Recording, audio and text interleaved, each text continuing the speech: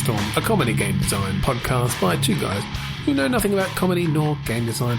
I'm Ben Slinger, and with me, as always, is Trevor Scott. Yes, I am. Good. Thank you for confirming that. How are you, good sir? I am relatively well. We have had COVID in the house again this week, which sucks, but it has bypassed me, so I personally am feeling great. Yeah, that's good. That's good. I'm feeling pretty good today. That's good. I was going to ask. we had some potentially bad news, and then it just went away. So it was like, that's the only thing that bad news should do. Just go away and not actually turn up. Yes. So I enjoyed our What 3 Words that we did at the end of last week's episode. So let's continue that again today. Hey Benjamin, what 3 words?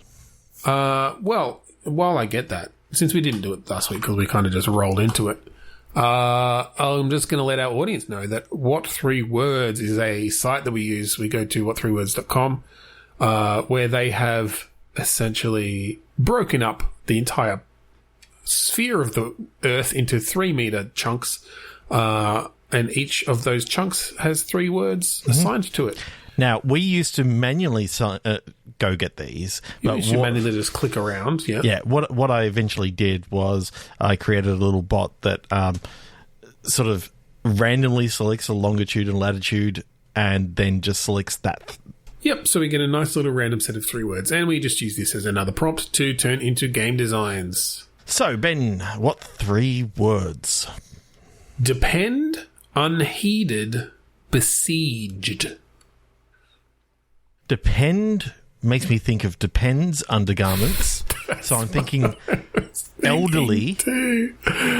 Oh, is that wrong? Is that ageist? No, it's probably fine. It's probably fine. It's like, you know, you wear a nappy at the start of your life, you wear a nappy at the end of your life. Like, we're just using it as a prompt into that thing. I don't think they all have to be wearing them. No. So yes, like an old person's home, like a retirement home. Yeah. That is under siege in some way. Ooh. Yes. Or is there like factions within the home that are fighting? I like the idea that it's you know, sort of like Civilization or like one of these other sort of games where it's Empire Builder, but you're just building retirement homes. And it's retirement homes going up against each other, trying to take over like sort of territory as to where you know, if they can take over the neighbouring retirement home as well, then you become an Uber retirement home that takes up a lot more space, and you can have a lot more people in. And the idea is that it's like, I'm thinking the council or the actual, you know, the government only has enough money to give to one of the retirement homes to ensure that they can afford to give medication to all their people. So you want to make sure that you're the group that actually wins out. So I like that. I recently jumped back into Empire of Sin, which is like a gangster kind of sim during Prohibition, taking over the city slowly by doing turn-based combat and stuff. I kind of like bringing in elements of that almost, where like you have a character. Okay, yep. And you are able to you're going around and you're able to like maybe sabotage the other retirement homes or just buy them out completely and make a deal. Like there's sort of some diplomacy aspects. Okay. But are you a nurse? Because I like the idea that you're like a Nurse Ratched sort of character. Okay. You can go a little bit. Yep. A little bit more sinister and you know, I don't know, sabotage the other sort of groups. And I guess where we run into problems here is that like sabotaging an old person's home essentially means torturing elderly people, potentially. And I know that it's literally torturing the orderlies and the other doctors and nurses. Yeah, right. But I guess my point being that the performance of an old person of a retirement home comes down to essentially how well the people are treated. So sabotaging that is then at least have a knock-on effect of them being treated more poorly. But if we are willing to use elderly folks digital elderly folks as a resource, essentially, as pawns in our game, then we can go with that. I was thinking that, you could have some elements of like, if you want to play the long game, you put your retirement home in the prime spot of a place that has no old people, because like they're gonna get old. Just wait 40 years and that retirement home is going to be booming. Or people want to move close to their young families, so the young families can come visit them. That's it. There could be, yeah.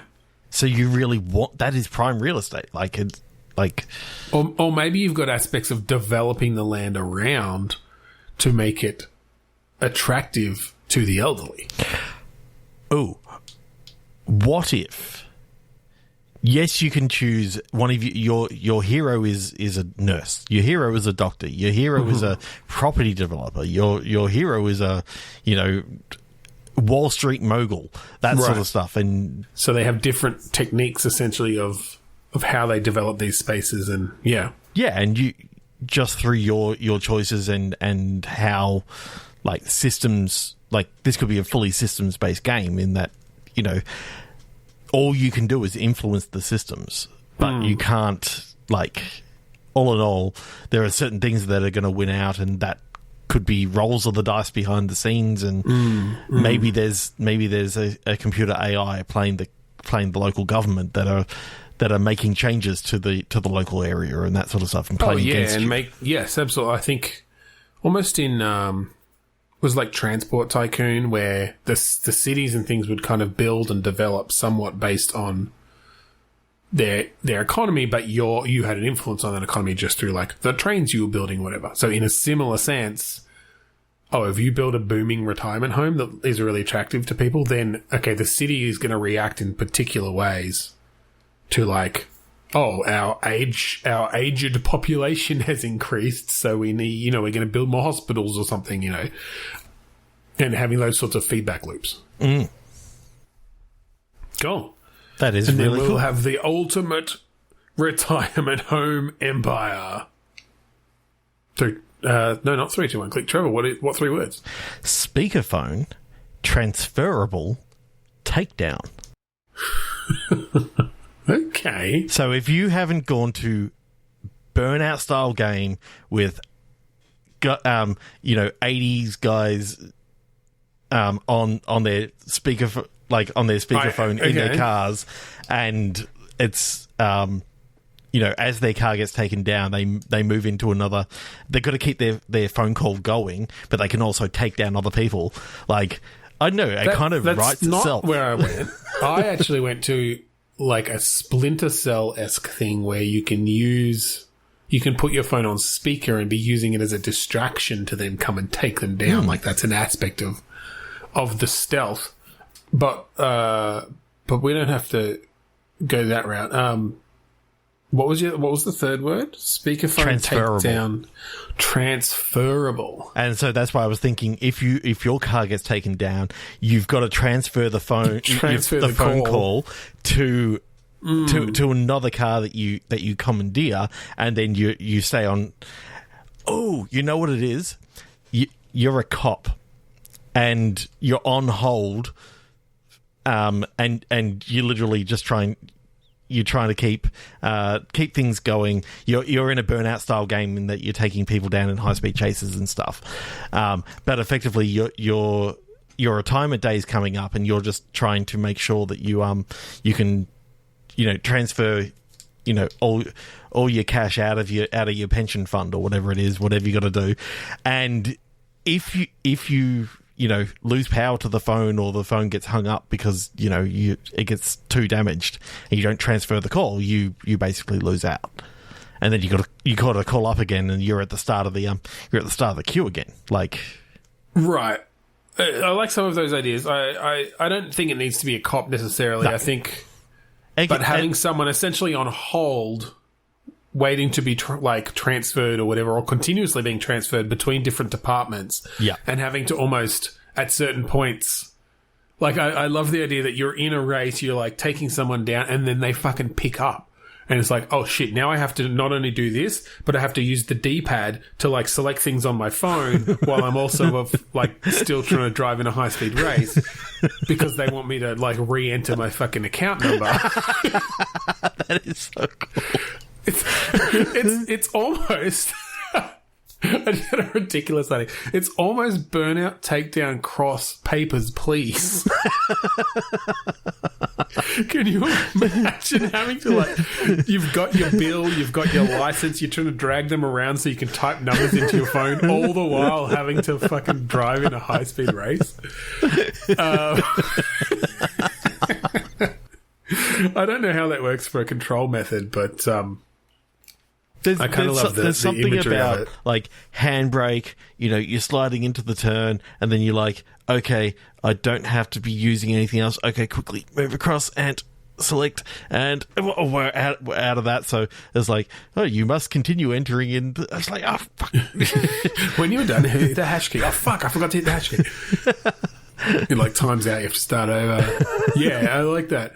I'm just also picturing if you really do have like papers that you're having to like keep track of. Every time you take a sharp corner, they like slide across the dashboard. You have to grab them again and bring them back when you need it.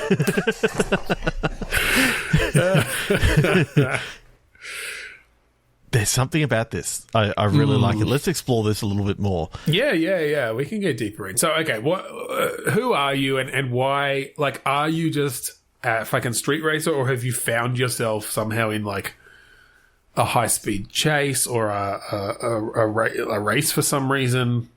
I think many years ago, you were sort of like a guy in the rat race, sort of, going 9 to 5 and working from an office and all this sort of stuff. And now you're like midlife crisis. I mean, I'm about to hit 42 myself. I'm like, I get the idea of why people go through midlife crises or crises.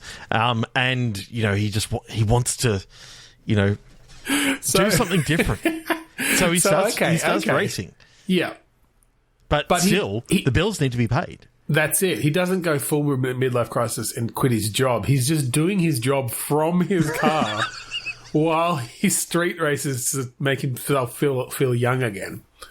100%. Like he's a customer service operator, or something like that. Yeah, where you're, or just like some sort of data analyst, administrative, like some sort of administrative assistant or something. And it's like, okay, I have to renew the phone bill for this.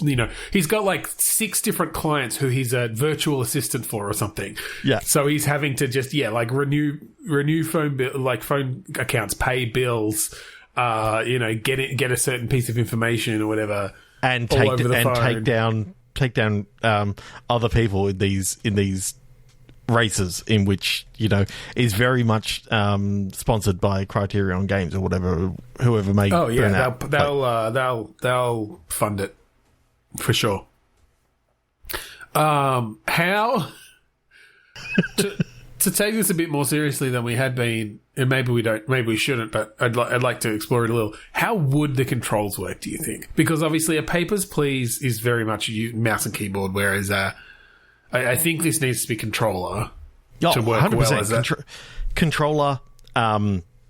You can use the other analog stick that controls the hand. So if you need to grab something, you can then use the bumpers at the top to like... Or that you have some sort of toggle that switches from the standard, like, left thumbstick steers, right thumbstick is camera.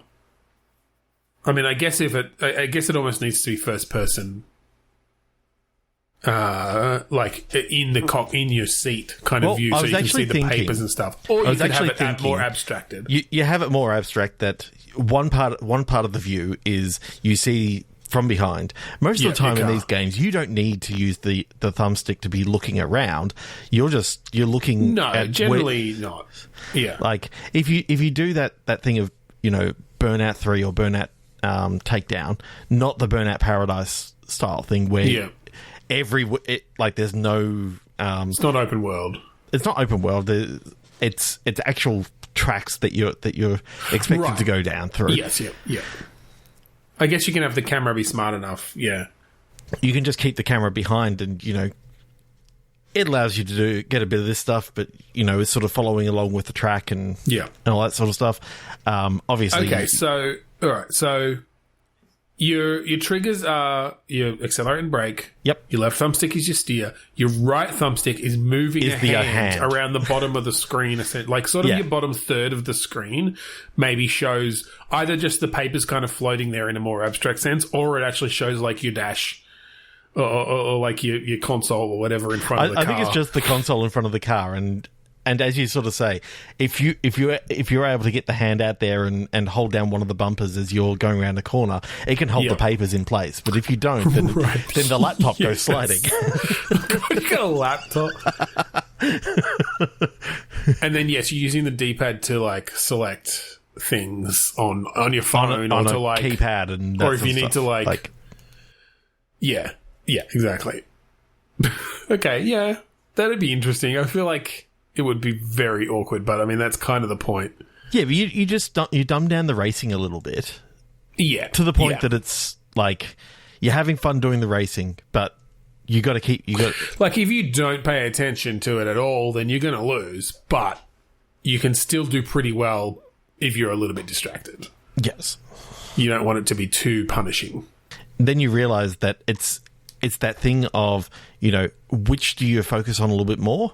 Well, really, you should actually be focusing in on your job a little bit more, because that's what pays the majority of the bills. But if you lose too much, then you're actually paying money in repairs for your car. I wonder if we then bring in things where obviously the better you do at the job, the more money you earn. You can buy upgrades for your car, and some of those upgrades are things that help you drive more autonomously in a way. Like they'll guide you onto keep you on the track a bit more, or or you can go the other way of if you're enjoying the racing, you can go to it automatically holds, like you've got a laptop holder that actually holds things or you've in got place like clips or something to hold all the papers, or you can have a thing where all you have to do is like select the number on a page and it auto types it into the phone or something, instead of you having to type each number. Yeah, I like that, having those different tech trees essentially of making one or the other easier. Or if you really which part are you actually enjoying more? Like, are you enjoying the racing? Well, keep the racing kind of hard, but you still got to keep the other stuff going. Like, I like the idea of just I really like that idea. And of course, I think you can also win money through the races, right? Like you've got prize money there as well. So, but the thing whichever you're doing well at, you can still achieve, but you can't do so badly. Like if you just ignore your job completely, you'll get fired.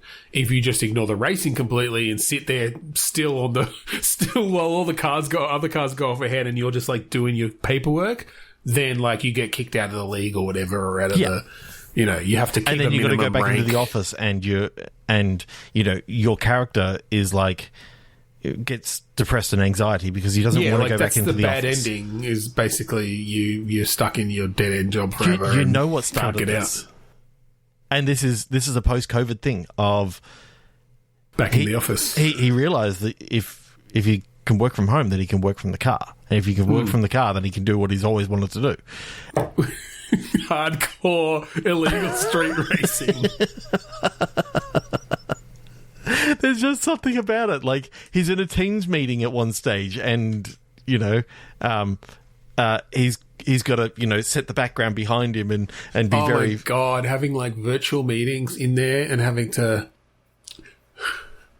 I do love that idea that he's got the virtual background and you show that. You show that your character, but every time you take a corner, you see your character just like... Or... slide to the side. Or... everyone thinks that you've got a virtual background on, and it's like, wow, you always look like you're racing cars. Darren, stop committing to the bit. It's getting really distracting every time that the video looks to go around a corner, you lean into it. It's very impressive that you've memorized all the turns in your background video and that it never seems to repeat. But why is the car going upside down with the video? You get taken out. Oh my god! I really love this idea. I do too. I hate the fact that we're going to get to the end of this episode and then no one's ever going to make this game. I want someone to make this game. Can you imagine, like, you're driving along, you think it's going okay, and then everyone's telling you that you're on mute, and you on your call, you have to like reach over and try to hit the right button to unmute yourself. Especially because you haven't bought the thing on the laptop yet, and you got a camera there, but then the laptop slid, the laptop slides. It just shows like the empty passenger seat. Oh my god, that's really funny. I love it. I really do. I think that is one of the weirdest and wackiest games that we've ever come up with, but it feels so like cool. It could work. Yes, like. It feels like it could work. Especially with those tech trees, and especially with, you bring it into stuff the 80s, it's 2000s now. Like, it's... No. I think it's modern day, yeah. Speakerphone, transferable takedown, that's one of the most coolest ideas that we've ever come up with. Ben, what 3 words? Coded shirt sleeve cones. So I'm picturing some sort of world where... There's like short sleeves are cool in the office. No, I'm thinking there's some sort of revolution and they communicate to each other through codes different on their lengths. sleeves. Different length sleeves. Different lengths. I mean, that could play into it. The way that they fold them up to like roll up the sleeves. One up, one down means something. Is this like a variation of semaphore? Maybe. Is this like a super post-capitalist, like late-stage capitalist world where you are a wage slave, essentially, in these businesses? So you have to wear shirts. Yep. You're in the white-collar mines. Yep. Yeah, exactly. But yes, you are. There's like some sort of storyline going on where the resistance like tries to get in touch with you, and then they teach you. You learn more and more of these codes, these ways of communicating without your overlords knowing. Yeah, originally you were like a cuff sleeve just off the wrist every single day, and then one day, because you've learned about this whole thing that cutting the whole right sleeve off, and rolling the other one halfway, that's actually, a way of saying I'm on board with the resistance. Yeah, exactly. And you realise that your boss has had it that way for the last few months.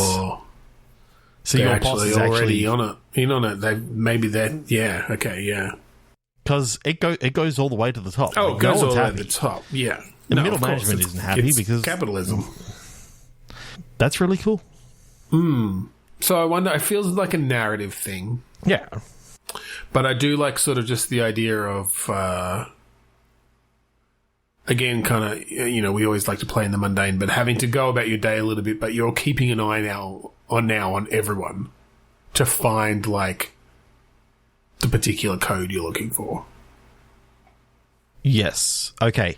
So I don't think that these are letter codes. I think these are actually no. I think sort of, yeah, like you said, each thing means... You're effectively looking for the other resistance operatives in your office or in your office mine. Going with the white collar mines thing.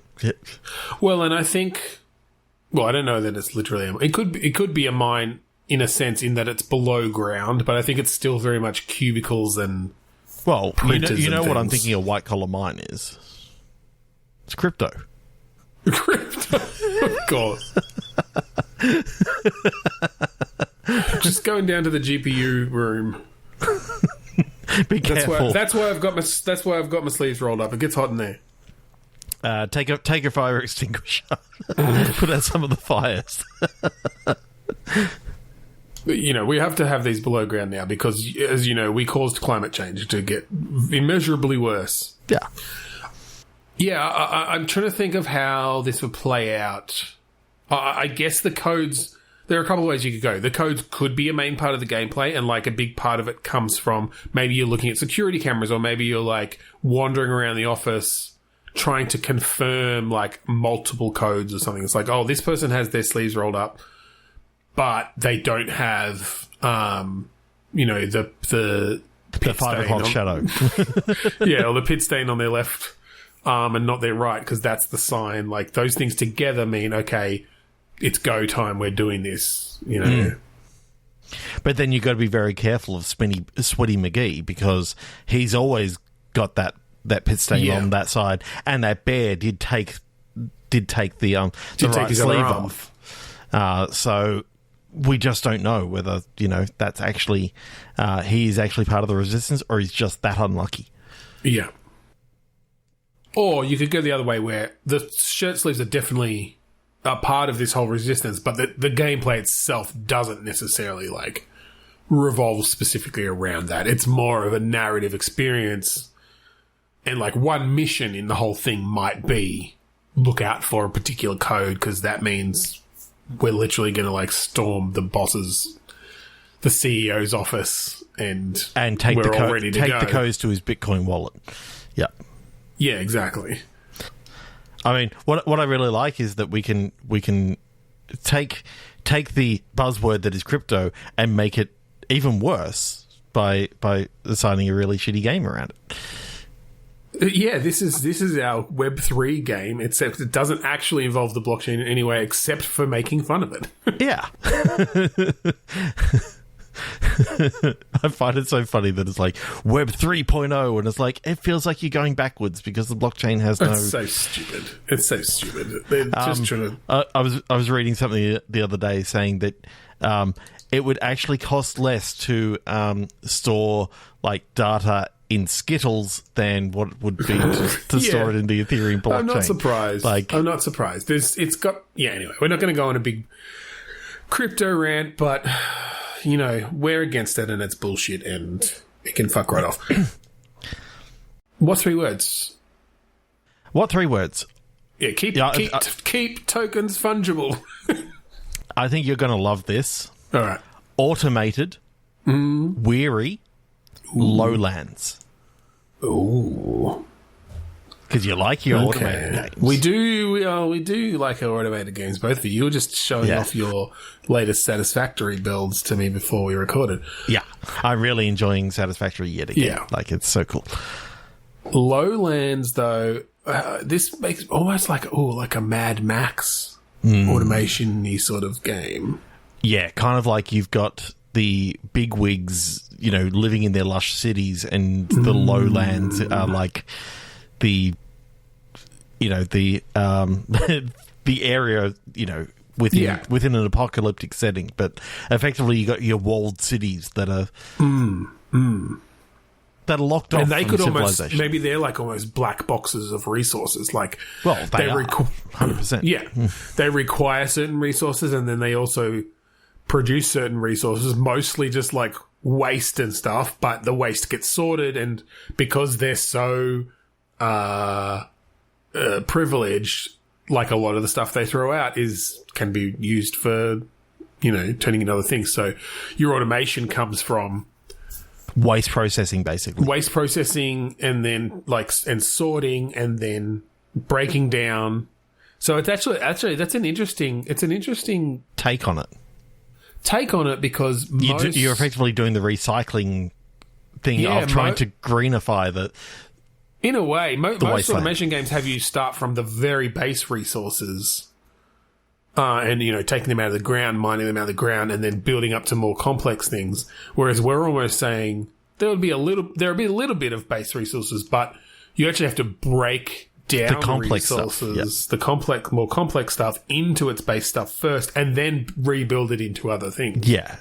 And effectively, I'd like to see this as almost green automation, in the fact that you're you know, because there's not much water around, you have to actually, do some sort of conversion of wastewater into clean drinking water. And yeah, I like that. It's like, okay, over here where like all of the white goods garbage is coming down here, it ends up going down a big funnel onto a conveyor.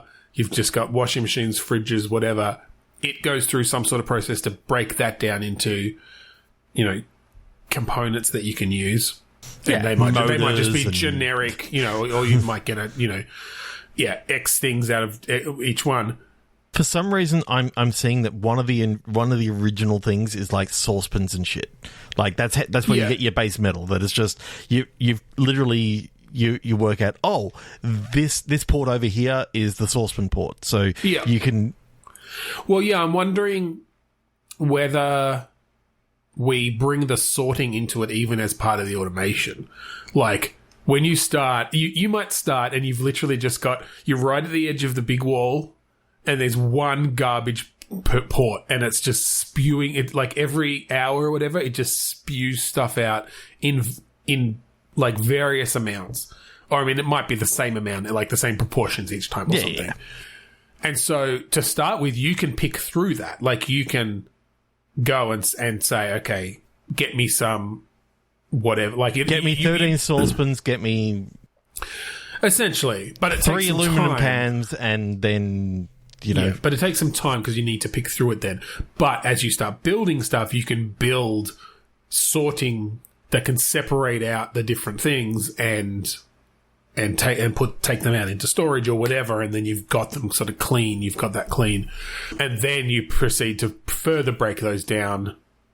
Melt down the saucepans, pull apart the white goods and the TVs and the whatever, filter the feces, like the waste product. Just so waste product. It's just called waste product. No, but it is a sludge. No, I think it's a waste pellet because I like the idea that they compress it down into like. Well, although I do like the idea of having to do some liquid based stuff and having to like filter it and that was waste water. That's what I was thinking with that. Like, right, okay. Because I think most of the time, like you can survive on the irradiated water that is around your village. But your best bet is to actually, get the wastewater. Oh, that's an put interesting the filtering. Thing too, actually. Yeah, no, I agree. Because what I was going to say is that, so yes, you can survive on the radiated water. You don't stay very healthy. The plants also are not very healthy. Like, I think you've almost got some farming stuff. Yeah, where you are like you're building irrigation. Like the reason why you've in a desert is because you're almost in, and your area is like the last oasis, sort of thing. And I like the idea that maybe even the game is called Last Oasis. Like that's cool, but it grows over time as you build your automation up and you like let plants thrive more because you've managed to filter out the irradiated water and now you're feeding them fresh water and okay, they're going to flourish more. But then what I was going to say is I like the idea of now that you've got fresh water and more food, you yourself are healthier, and that's almost how your upgrades can work. Exactly. You can now run faster. You can now, jump high. If we're doing satisfactory style where you are like a first person view, I think that's perfect. I like first person views because I really like the way that Satisfactory does it. But starting at the